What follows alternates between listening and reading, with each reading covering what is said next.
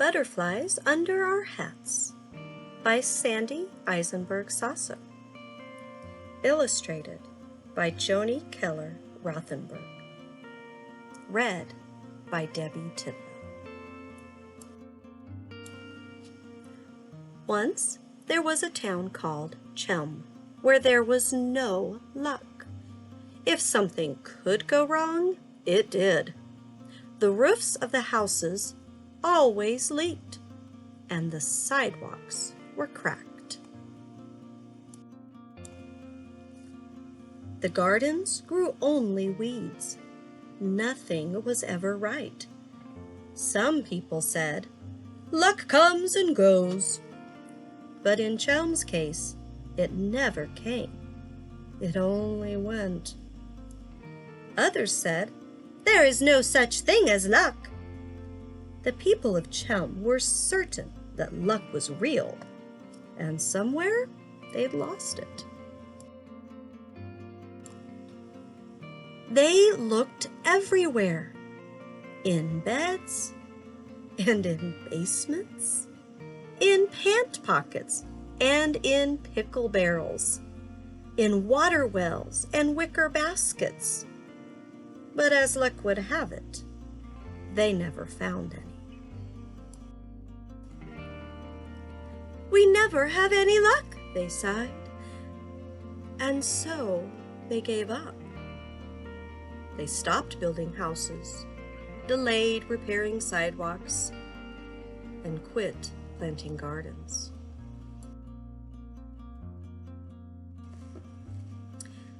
Then one day, a strange and beautiful woman came to town. No one had ever seen her before. She wore a large purple felt hat over her red hair and a long green dress that matched her eyes. She told the people of Chelm that there was something better than luck. Better than luck? The people weren't sure they believed her, but they listened anyway. Having lost their luck, what else did they have to lose? The strange woman with the purple hat and green eyes informed the town. "Tomorrow at daybreak, butterflies of hope are going to fly into the town square. If you can manage to cover the butterflies with your hats, you will have hope. And hope is better than luck." Some of the townspeople thought the woman was crazy. Nothing was better than luck, but others weren't so sure. The next morning, just as the sun began to rise, the people of Chelm, who couldn't find any luck, went into the town square to look for hope. Just as the red-haired, green-eyed woman had said, clouds of colorful butterflies appeared. They landed on the ground. For a few moments, they just sat there. Their wings fluttered softly. The people were very quiet.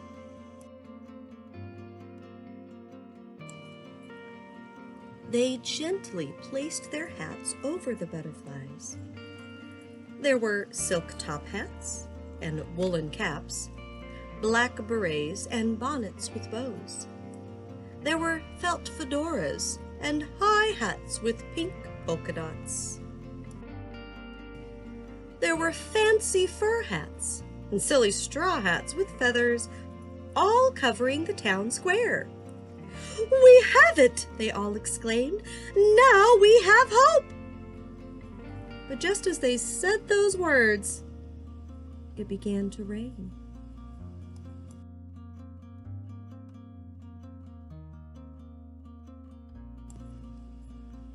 The drizzle suddenly became a downpour, and suddenly the people needed their hats.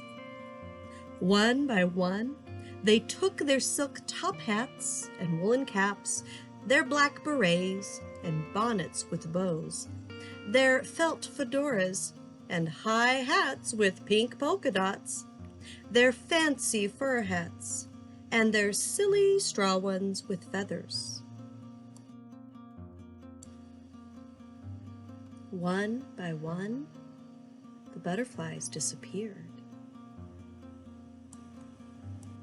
They watched as the last person lifted his hat, and the very last butterfly flapped its wings and rose into the sky. "Now not only don't we have any luck," they sighed, "we have lost hope as well."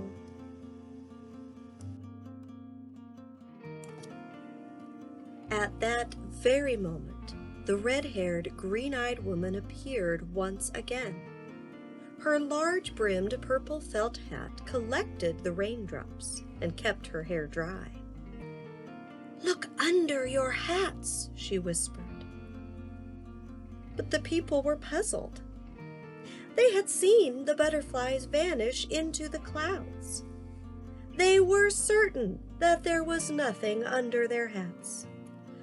Nothing under their black berets and bonnets with bows. The butterflies were gone, and with them, their last hope. As quickly as the rains had come, they stopped. The people lifted their hats, their fancy fur hats and the silly straw ones with feathers, and looked inside.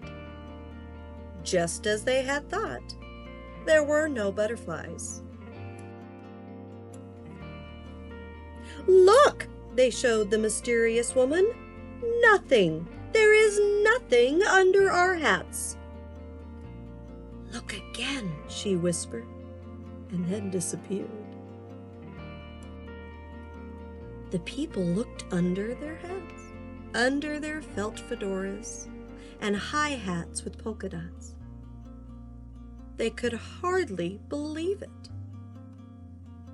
The butterflies had gone, but they had left a trace of something, a fine, faint powder. They saw it, the trace of the vanished butterflies, and that was all they needed: hope.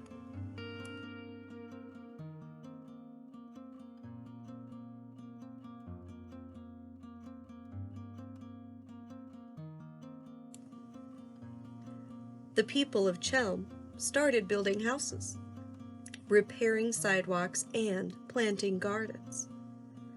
Sometimes their roofs still leaked, and their sidewalks still cracked, but not always. Their gardens grew weeds, but also flowers.